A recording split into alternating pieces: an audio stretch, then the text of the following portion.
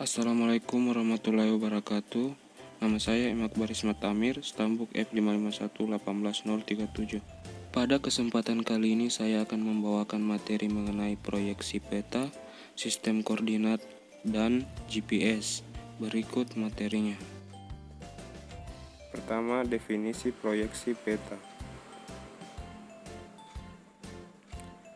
Proyeksi peta adalah suatu sistem pemindahan dari bentuk permukaan yang lengkung atau bola-bola pada suatu bidang datar. Seperti yang kita ketahui, bumi yang kita diami sekarang ini jika diamati dari luar angkasa, mempunyai bentuk menyerupai bola atau berbentuk elips, seperti gambar yang telah saya tampilkan. Berdasarkan bumi yang elips tersebut, maka diperlukan suatu cara agar digambarkan pada bidang datar. Cara tersebutlah yang disebut dengan proyeksi peta. Berikut adalah tampilan ketika dilakukan pembentangan dengan mengiris atau memotong beberapa bagian agar menjadi bidang datar.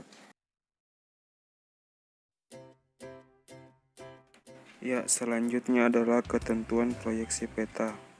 Pada proyeksi peta sendiri mempunyai beberapa ketentuan yang harus dipenuhi, yaitu yang pertama, bentuk yang diubah harus tetap. Kemudian, luas permukaan yang diubah harus tetap. Setelah itu, jarak antara suatu titik dengan titik lain di atas permukaan yang diubah harus tetap. Dan yang terakhir, sebuah peta yang diubah tidak mengalami penyimpangan arah. Dalam sistem proyeksi, untuk memenuhi keempat ketentuan tersebut adalah hal yang tidak mungkin. Maka pilihlah beberapa sehingga tidak menggunakan dari salah satu ketentuan tersebut.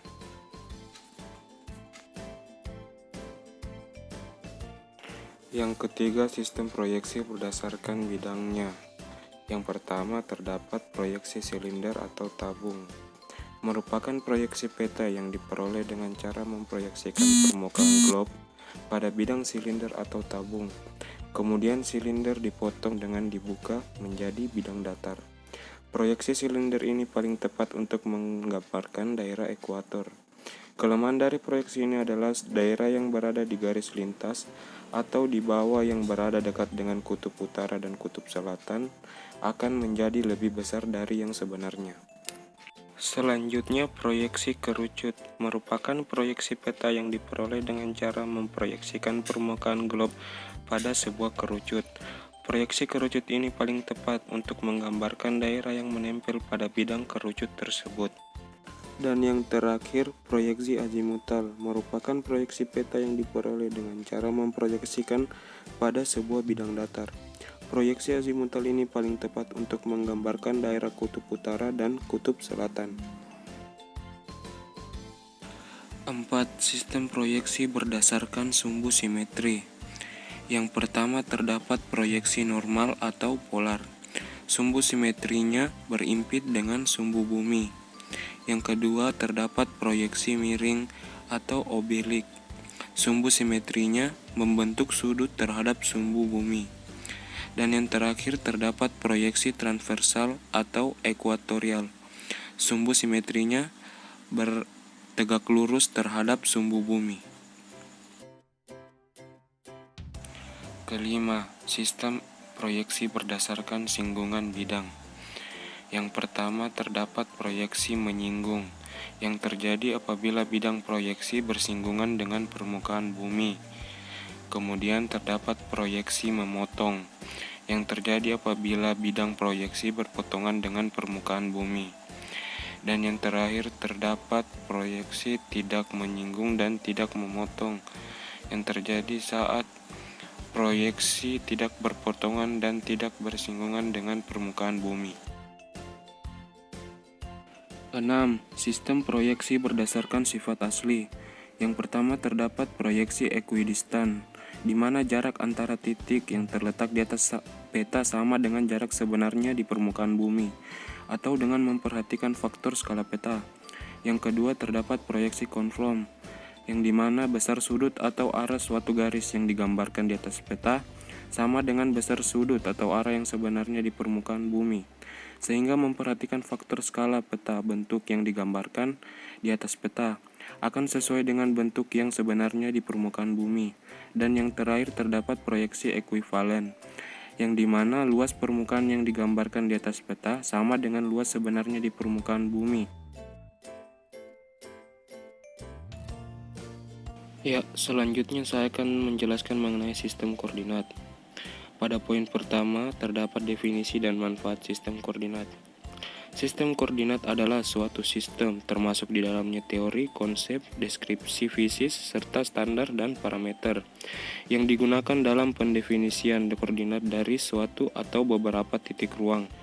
Dan untuk manfaat sistem koordinat, yaitu untuk mengidentifikasi lokasi pada suatu titik bumi secara akurat.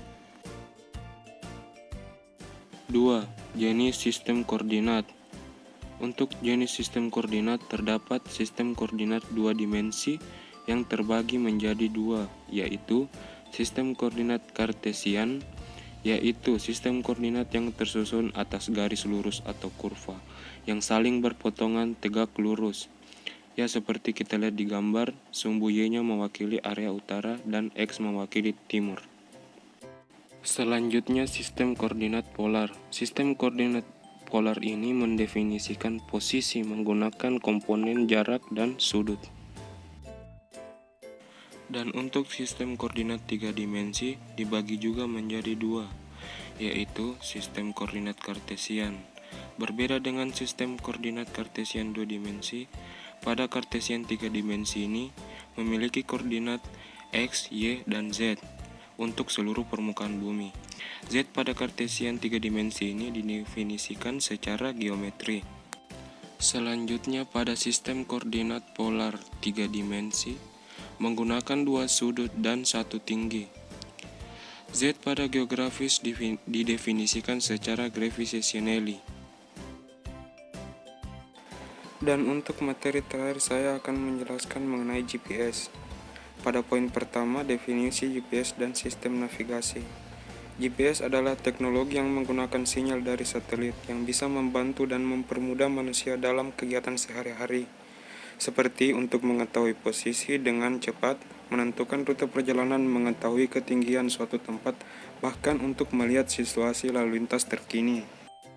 Dan sistem navigasi adalah sistem yang digunakan untuk menandai lokasi, menentukan arah tujuan, serta menentukan cara kembali ke titik awal.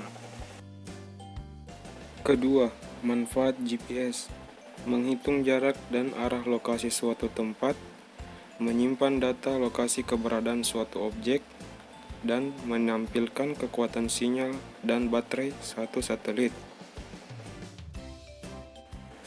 Ketiga, cara kerja GPS. Pertama, satelit akan mentransmisikan data ke sinyal CDMA.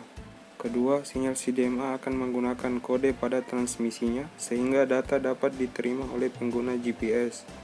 Ketiga, diatur melalui 4 stasiun otomatis dan 1 stasiun utama untuk mengoreksi data navigasi GPS.